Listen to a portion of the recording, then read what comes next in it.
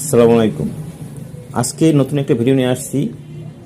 যাদের +40 বয়স, যারা অস্বচ্ছ দেখেন বা সানির একটি আভাস আছে তার চোখে বা সানির প্রাথমিক পর্যায়, এই সানি ক্লিয়ার করার জন্য আমরা সাধারণত এই ভিটালেন্স ইউজ করে থাকি।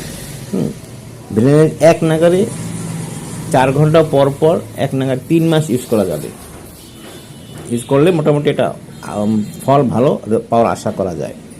এটা হচ্ছে কি, যে কোনো ড্রপই খোলার কিন্তু 1 মাস পর ইউজ করা যাবে না। সুতরাং এটা আপনি মোটামুটি 4 ঘন্টা পর পর দিলে মোটামুটি 10 দিন যাবে।